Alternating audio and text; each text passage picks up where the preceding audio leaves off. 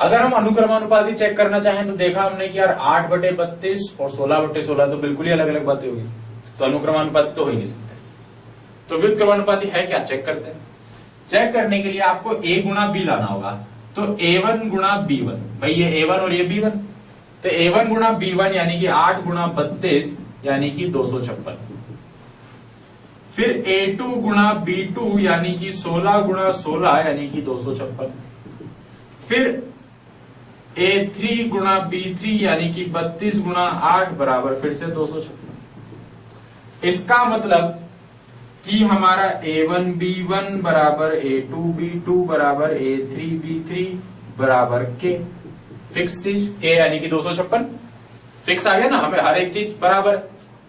तो हम लोग कह सकते हैं कि a और b व्युत्क्रमानुपाती है।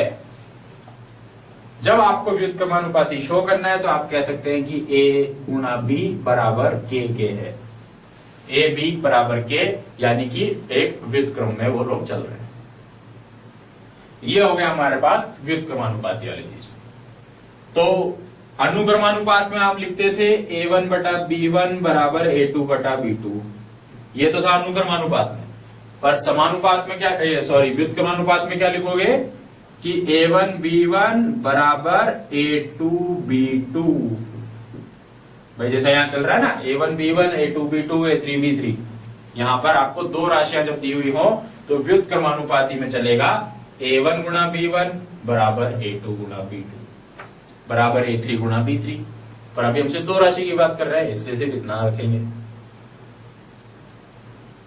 तो अब हम लोग क्वेश्चंस की तरफ आते हैं। सबसे पहले वही हम लोग खाली स्थान भर के देखते हैं। एक टेबल ले लेते हैं, ए और बी की हमारे पास एक टेबल है। जब ये 8 है तो ये 10 है, ये 2 है तो ये तो पता ही नहीं क्या है, खाली स्थान आ गया।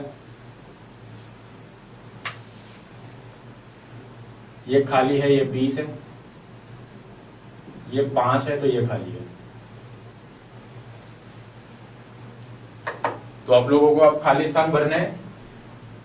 क्वेश्चन कह देता है, खुद ही कह रहा है अपनी तरफ से कि ए और बी व्युत्क्रमानुपाती है।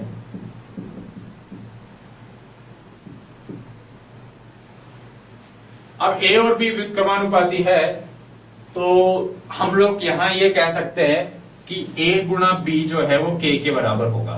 तो पहला जो है हमारे पास a1 b1, उसको हम लोग कह सकते हैं 8 गुणा 10 बराबर 80। मतलब अगर इसका गुणा 80 है तो इसका गुणा भी 80 होगा, इनका गुणा भी 80 होगा और इनका गुणा भी 80 होगा। तो आप इजीली बता सकते हो कि यहां 80 लाने के लिए क्या चाहिए।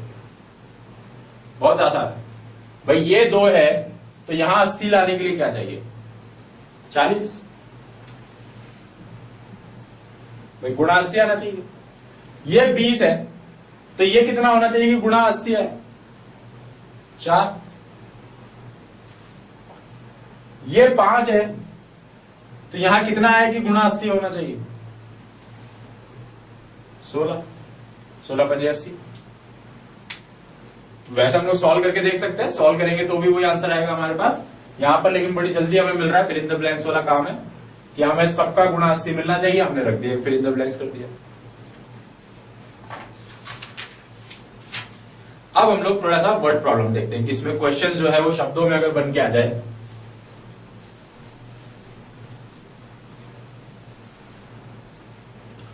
तो हमारे पास एक क्वेश्चन है, वही वर्क का हम लोग क्वेश्चन ले लेते हैं, काम कर रहे हैं कुछ लोग। तो क्वेश्चन जो है हमारा ये कह रहा है कि 36 लोग एक काम को 25 दिन में कर सकते हैं।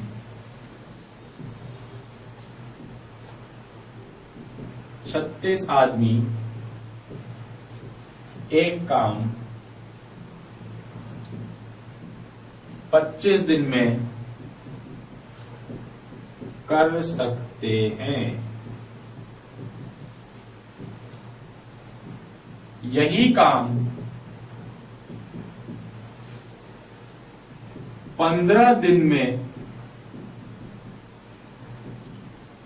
खत्म करने के लिए